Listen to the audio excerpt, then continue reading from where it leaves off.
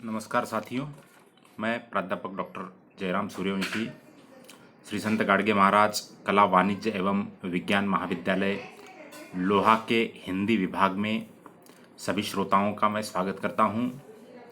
आज हम इस वीडियो के माध्यम से स्वामी रामानंद तीर्थ मराठवाड़ा विश्वविद्यालय नांदेड़ के बीए प्रथम वर्ष के प्रश्न पत्र क्रमांक 2 नाटक तथा एकांकी के अंतर्गत निहित एकांकी शहादत को लेकर आज चर्चा करने वाले हैं।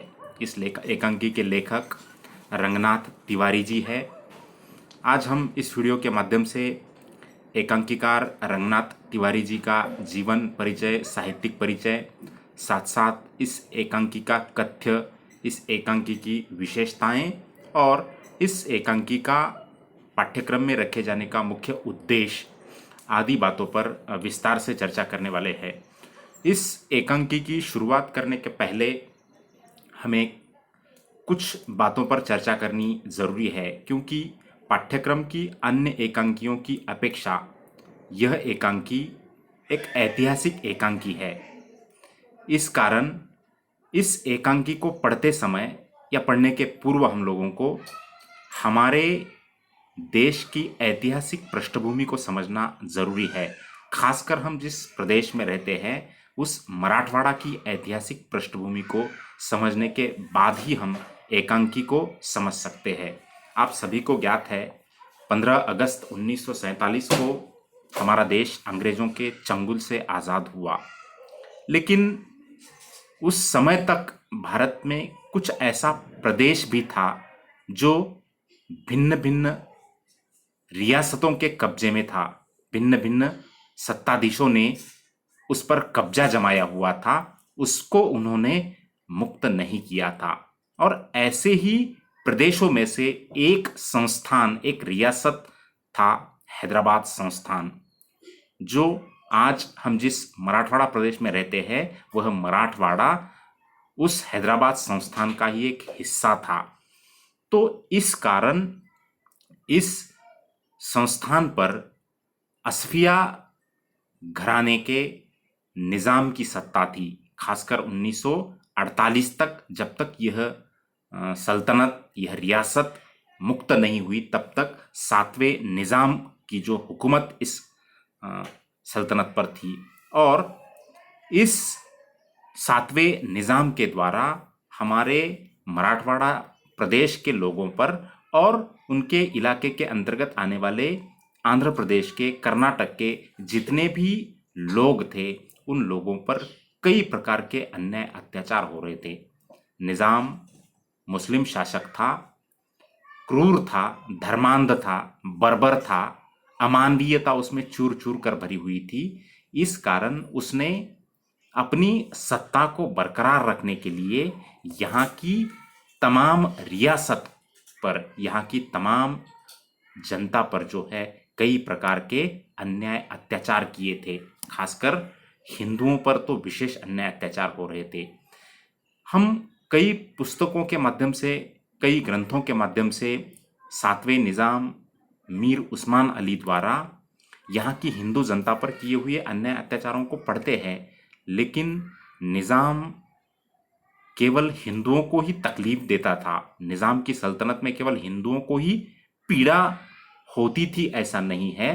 तो जो जो निज़ाम की तानाशाही के खिलाफ आवाज़ उठाने की कोशिश करता, जो जो निज़ाम की बर्बरता को लोगों के सामने रखने की कोशिश करता, जो जो आम आदमियों का पक्ष लेता, उन सभी को निज़ाम ने जो है बहुत बुरी तरह से प्रताड़ना की है उन सभी की, चाहे वह हिंदू हो चाहे वह मुस्लिम हो। इस शहादत एकांकी में भी लेखक रंगनाथ तिवारी जी ने एक ऐसे ही सच्चे आदर्श मुस्लिम पत्रकार की कहानी को चित्रित किया है, जिसका नाम है शोएबुल्ला खान। इमरोज इस पत्रिका के वे संपादक थे और अपनी पत्रकारिता के माध्यम से निज़ाम की क्रूरता को, निज़ाम की बर्बरता को, निज़ाम द्वारा जनता पर किए गए अत्याचारों को शब्द देते थे, वाणी देते थे, जनता तक पहुंचाते थे। ये बात निज़ाम जैसे क्रूर तानाशाह को, निज़ाम जैसे बर्बर शासक को पसंद नहीं आई, इसलिए उसने शोएबुल्ला खां को मारने के लिए, शोएबुल्ला खां को लालच देने के लिए, शोएबुल्ला खां को प्रलोभन देने के लिए कई सारे प्रयास किए। और इन तमाम बातों को लेकर जो है चर्चा प्रस्तुत एकांकी के माध्यम से रंगनाथ तिवारी जी ने की है। हम लोगों को इस एकांकी के माध्यम से हैदराबाद के उस 7वें निज़ाम की तानाशाही, क्रूरता, बर्बरता कितनी भयावह थी ये तो देखने को मिलता ही है। साथ साथ हिंदुओं की स्थिति जितनी बदतर थी उतनी ही बदतर स्थिति वहां पर मुस्लिमों की भी थी। जो जो निज़ाम की सच्चाई को, निज़ाम की क्रूरता को जो जो अभिव्यक्त करना चाहता था उसको अपनी जान तक जोखिम में डालनी पड़ती थी। इस बात को भी हम इस एकांकी के माध्यम से समझ सकते हैं। और साथ साथ इस एकांकी के एकांकीकार रंगनाथ तिवारी जी मराठवाड़ा प्रदेश से जुड़े हुए होने के कारण अंबाजोगाई में उन्होंने कई वर्षों तक सेवा की है अध्यापक के रूप में। इस कारण निश्चित रूप से इस मिट्टी से उनका जुड़ाव होने के कारण जो है एकांकी पाठकों के लिए एक रोचकता के रूप में उपस्थित होती है। और साथ साथ जो है हम लोगों को ऐसी कई सारी भाषा को लेकर भी बातें समझने को मिलती है। सबसे पहले हम एकांकीकार रंगनाथ तिवारी जी का जीवन और परिचय देखेंगे। रंगनाथ तिवारी जी का जन्म 21 जनवरी 1933 में महाराष्ट्र के सोलापुर में हुआ। जन्म भले ही उनका सोलापुर में हुआ हो, लेकिन उन्होंने अंबाजोगाई, जिला बीड़, यहाँ पर लगभग 20-22 वर्ष तक जो है नौकरी की है, अध्यापक की नौकरी। योगेश्वरी महाविद्यालय में वे उप प्रधानाचार्य भी रहे हैं। और ऐसे एक बहुत बड़े रचनाकार के रूप में उन्होंने मराठी और हिंदी साहित्य की सेवा भी की है। कई मराठी के उपन्यास लिखे हैं, कई कहानियाँ लिखी हैं, कई रचनाओं का उन्होंने अनुवाद भी किया है और इस कारण उनको तमाम पुरस्कारों से भी नवाजा गया है। उनके मुख्य जो उपन्यास है मराठी में लिखे हुए, जिसमें देवगिरी बिलावल, उत्तम पुरुष एक वचन, संपल्या सुरावटी, बेगम समरू, अनन्वय, यह उनकी प्रमुख मराठी की रचनाएं रही है। तो ऐसे एक लब्ध प्रतिष्ठित रचनाकार रंगनाथ तिवारी जी द्वारा लिखी हुई इस एकांकी पर हम चर्चा करते हैं। इसमें मैंने शुरू में ही बताया आप लोगों को कि निज़ाम की बर्बरता को, निज़ाम की क्रूरता को, निज़ाम की तमाम अमानवीयता को वानी देने वाले एक सच्चे, निर्भीड़, निष्पक्ष पत्रकार की कहानी है। शोएबुल्ला खां यह इस एकांकी के नायक है, जिनकी शहादत को लेकर जो है इस एकांकी में विस्तार से चर्चा मिलती है। शुरू में ही हम देखते हैं कि एकांकी का प्रारंभ जो है 1948 का हैदराबाद दक्खन, उस इलाके में जो है इमरोज इस दैनिक के संपादक शोएबुल्ला खां जो है उनके अखबार के दफ्तर का यह दृश्य एकांकी का आरंभिक दृश्य है, जहां पर रात के 1 बजे तक शोएबुल्ला खां जो है पत्रकारिता का काम कर रहे हैं, निज़ाम की क्रूरता को वानी दे रहे हैं, शब्दबद्ध कर रहे हैं। तो ऐसे निर्भीड़ पत्रकार, ऐसी तानाशाह शासकों के लिए बहुत बड़ी चुनौती होती है। उनको डर होता है कि मेरी भयावहताएं, मेरी जो कटुताएं हैं वो लोगों के सामने रख रहा है। इसलिए ऐसे तानाशाह जो है पत्रकारिता को, कलम को खरीदने की कोशिश करते हैं। और यहाँ पर भी निज़ाम वही काम कर रहा है। अपना एक नवाब जो है शोएबुल्ला खां को मिलने के लिए रात 1 बजे निज़ाम शोएबुल्ला खां के इमरोज दैनिक के दफ्तर में जाता है और जाकर उसके साथ चर्चा करता है। और चर्चा में ही वह अपनी भूमिका भी स्पष्ट करता है। क्या कहता है वह निज़ाम का दलाल नवाब? कहता है कि दिन में मिलने की बात जो है तो आप तो जानते ही हैं कि आजकल जिंदगी का कोई भरोसा नहीं है, न जाने कब मौत का सामना करना पड़ेगा। काफिरों ने खूब तंग कर रखा है, लेकिन देखना, मुझे पूरा यकीन है असफिया सल्तनत का सितारा फिर एक बार पूरे हिंदुस्तान में बुलंद हो जाएगा। तो असफिया सल्तनत, जिस सल्तनत के 7 निज़ाम हुए थे, जिस सल्तनत का यह 7वां निज़ाम सत्ता पर रहकर बर्बरता को अंजाम दे रहा था, उस निज़ाम की यह समर्थन में दलीलें दे रहा है कि बाहर जो है तमाम काफिर लोग हैं, जो निज़ाम की सत्ता को विरोध कर रहे हैं, और असफिया सल्तनत का सितारा जो है पूरे हिंदुस्तान में बुलंद हो जाएगा। तो उसने अपनी भूमिका भी स्पष्ट की है, साथ साथ संकेत रूप में इमरोज पत्रिका के संपादक शोएबुल्लाह खां को धमकी भी दी है कि जिंदगी का कोई भरोसा नहीं रहा है आजकल। तो इस प्रकार से निजाम जो है अपनी कटुता को अंजाम दे रहा है। उसकी दुष्टता हम समझ सकते हैं कि एक आदर्श पत्रकार को उसकी कलम को खरीदने के लिए दलाल भेज रहा है, और शुरू में तो वह नवाब शोएबुल्लाह खां की तारीफ करता है, क्योंकि उसको लगता है कि इसकी तारीफ करके मैं इसको जीत लूंगा। इसलिए वह कहता है कि खुदा ने तुम्हें इल्म बख्शा है, ताकत बख्शी है, क्या खूब लिखते हो। पढ़कर ऐसा मालूम होता है मानो जलजला गुजर रहा है। ऐसी तारीफ करके जो है वह शोएबुल्लाह खां को बहकाना चाहता है और उसकी कलम को खरीदना चाहता है। लेकिन शोएबुल्लाह खां एक बहुत निर्भीक पत्रकार है, एक आदर्श पत्रकार है। किसी भी कीमत पर वो अपनी कलम बेचने नहीं देंगे, किसी को खरीदने नहीं देंगे। इसलिए ऐसी झूठी तारीफ, झूठी प्रशंसा जो है उनको अच्छी नहीं लगेगी। इसलिए व्यंग्य से जब यह व्यक्ति पूछता है कि आपकी कलम बड़ा ही खूबसूरत दिखाई दे रहा है, क्या कीमत होगी इस कलम की, तो सीधा तौर पर जो है उस कलम के बहाने शोएबुल्लाह खां की पत्रकारिता खरीदने की बात कर रहा है यह निज़ाम का दलाल नवाब। लेकिन शोएबुल्लाह खां बिकने वाले पत्रकार नहीं है, वो कोई गोदी मीडिया के समर्थक नहीं है। शोएबुल्लाह खां निष्पक्ष और निर्भर व्यक्तिमत्व के धनी है। इसलिए बताते हैं कि इस कलम की कीमत नहीं हो सकती है, मेरी जान भी जाएगी तो भी यह कलम बिक नहीं जाएगी, ऐसा शोएबुल्लाह खां कहता है।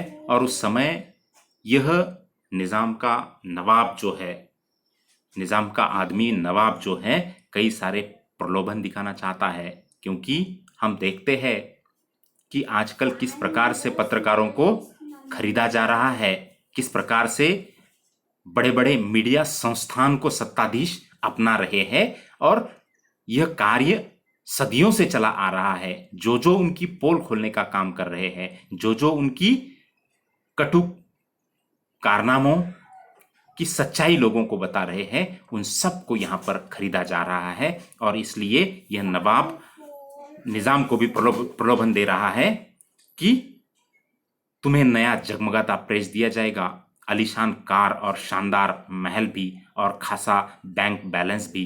बोलो हाँ।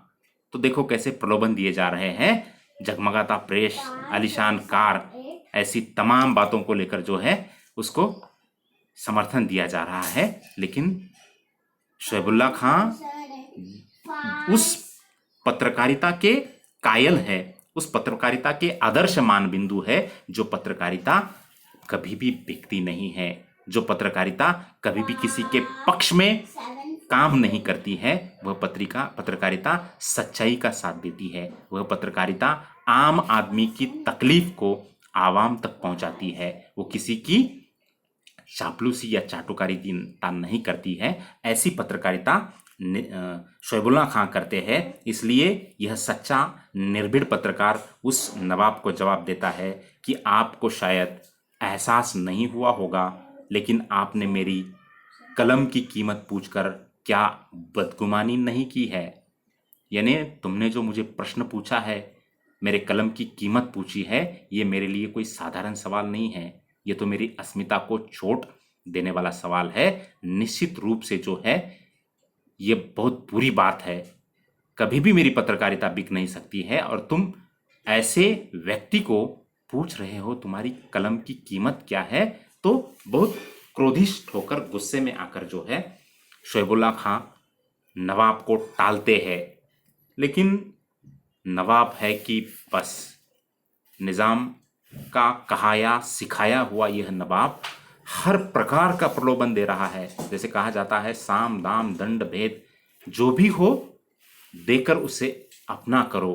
तो उस प्रकार से पहले तो उसने आलीशान कार, आलीशान प्रेस का प्रलोभन दिया, अब वह धर्म की दलील दे रहा है कि हम तुम इस्लाम के अनुयायी हैं, देखो शोएब, आज तुम्हारी इसी ईमान की ज़रूरत है। इस्लाम की बुलंदी के लिए जो कोशिशें की जा रही है उन्हें तुम खुदगर्जी कह रहे हो। यानी ये सातवां निज़ाम मीर उस्मान अली खान जो है वह इस्लाम का परचम दुनिया में फैलाने के लिए काम कर रहा है और तुम उसका समर्थन क्यों नहीं दे रहे हो? वो तो बहुत नेक काम कर रहा है, बहुत पाक काम कर रहा है, ऐसा कहा जा रहा है नवाब की ओर से।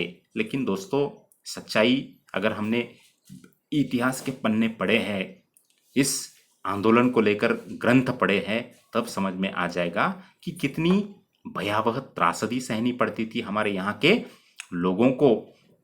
हिंदू होने के कारण, यहाँ की गरीब रियासत होने के कारण, यहाँ के छात्रों को जानबूझकर जो है अलग अलग प्रकार की धार्मिक प्रार्थनाएं उनसे बुलवाई जाती थी। साथ साथ छुट्टियों को लेकर, त्योहारों को लेकर, स्कूल की स्थापना को लेकर, आंदोलनों को लेकर इतने कड़वे निर्बंध निजाम ने रखे हुए थे कि आप कल्पना भी नहीं कर सकते हो। हम यहाँ पर हिंदू, यहाँ के जो है कोई त्योहार भी नहीं मना सकता था। और ऐसी स्थिति में कुछ आदर्श इस्लाम की प्रस्थापना की उम्मीद की जा सकती है क्या उस निज़ाम से? लेकिन ये निज़ाम का दलाल नवाब जो है बार बार उसको बहका रहा है, धर्म की दलील देकर, पैसे की दलील देकर, प्रलोभन देकर।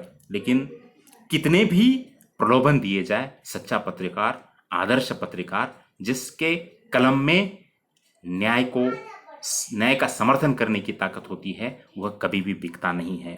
और ऐसा पत्रकार वह कह रहा है कि ये किस प्रकार का कि इस्लाम की प्रस्थापना है। यहाँ तो मुफलिसों को लूटा जा रहा है, बेगुनाहों को सताया जा रहा है, दूसरों की बहू बेटियों की इज्जत लूटी जा रही है, खेत खलिहानों में आग लगवा दी जा रही है। और ऐसी भयावह बातें करने वाले व्यक्ति का मैं समर्थन करूं, ऐसी भयावह सच्चाइयों को न लिखकर मैं निजाम की प्रशंसा लिखूं, ये कभी भी संभव नहीं होगा, चाहे कुछ भी करो।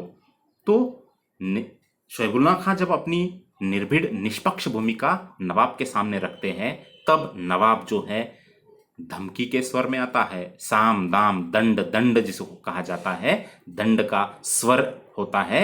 और नवाब कहता है तो तुम अपनी बेहुदा हरकतों से बाज नहीं आओगे, तुम हमारे खिलाफ लिखना बंद नहीं करोगे, जानते हो इसका अंजाम क्या होगा। देखो किस प्रकार से यह सत्ताधीश बहका रहा है अपने प्रदेश में एक आदर्श पत्रकारिता का मानबिंदु ठहरने वाला व्यक्ति, भले ही वह खुद इस्लाम का क्यों ना हो अनुयायी, लेकिन निज़ाम की जो बर्बरता है उसको अभिव्यक्त कर रहा है। निज़ाम के जो बुरे अरमान है उन अरमानों पर पानी फेर रहा है। तो ऐसे व्यक्ति निज़ाम के आंखों में चुभते हैं। और यह शोएबुल्लाह खां भी उसी प्रकार का व्यक्ति है, इसलिए उसको धमकी दी जा रही है कि तुम अगर अभी अपना लेखन लिखना बंद नहीं करोगे तो बहुत बुरा अंजाम होगा। लेकिन शोएबुल्लाह खां जो है कहते हैं कि मादरे वतन की खिदमत से मुझे रोके ऐसी ताकत दुनिया में नहीं। मैं उन डरपोकों में से नहीं हूं जो सर कलम होने के डर से कलम नीचे रख दे।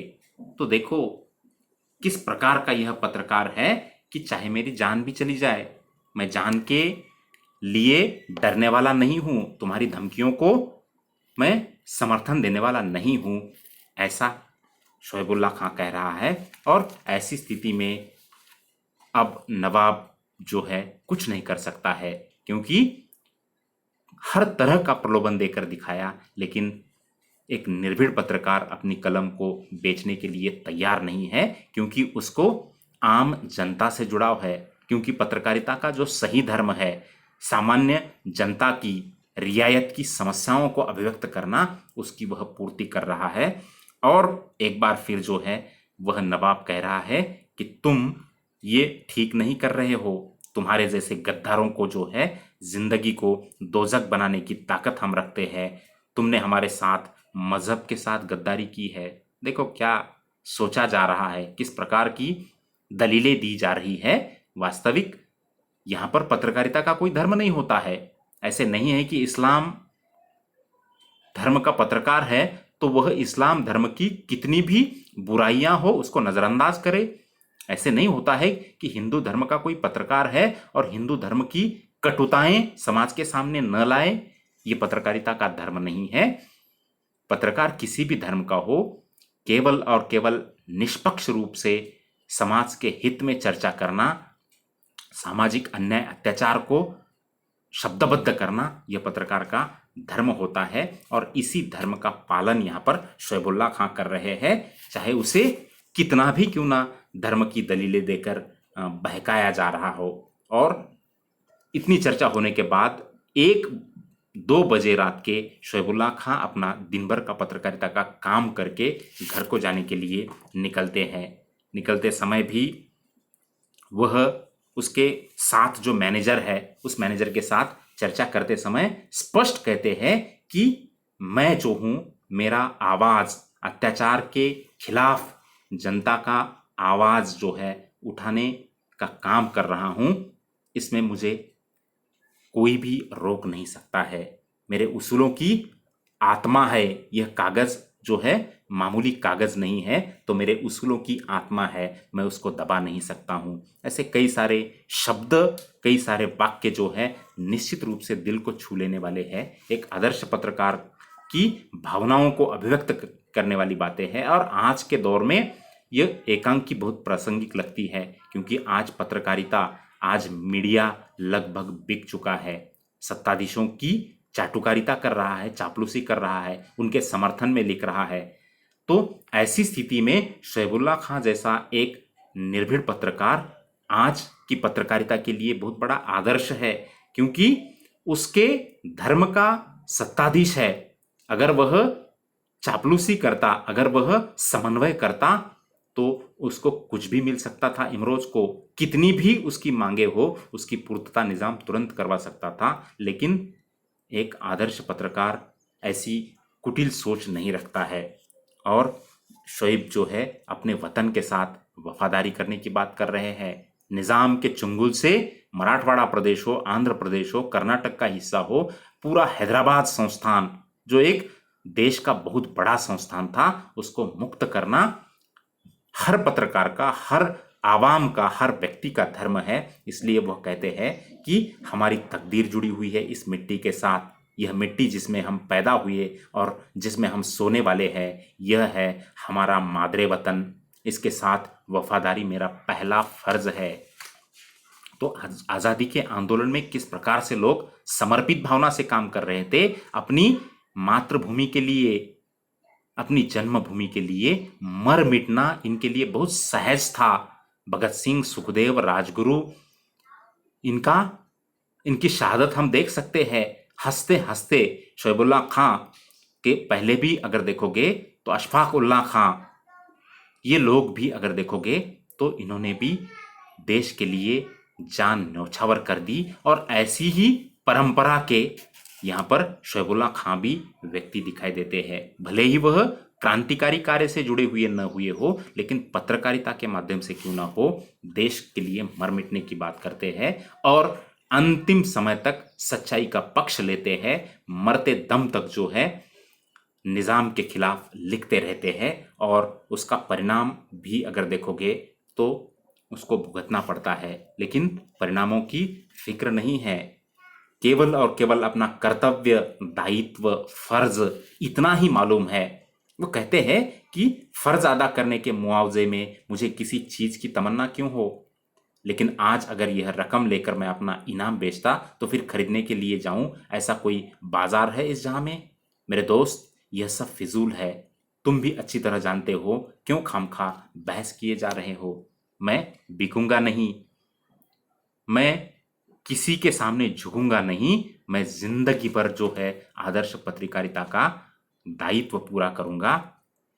यह उस मैनेजर के साथ चर्चा करते हुए शोएबुल्लाह खां करते हैं, कहते हैं। और उतने में ही एकांकी में एक भयावह घटना घटित होती है, जिसका हमें अंदेशा था कि ऐसे आदर्श पत्रकारिता को, ऐसे आदर्श इंसान को जो है अपनी जान की जोखिम होती है। और उस नवाब की बातें न मानने के कारण जो है निज़ाम के गुंडों ने, बदमाशों ने जो है शोएबुल्लाह खां की हत्या कर ली। रात के 1-2 बजे की बात है, पीठ पीछे से वार किया गया और शोएबुल्लाह खां जो है ज़मीन पर गिर जाते हैं। मैनेजर साहब चिल्ला रहे हैं, बचाओ शोएब भाई को बचाओ, शोएब भाई को बचाओ। लेकिन उतनी देर रात जो है वो भी निज़ाम के गुंडों ने मारा है, तो उन्हें कौन बचाने वाला है।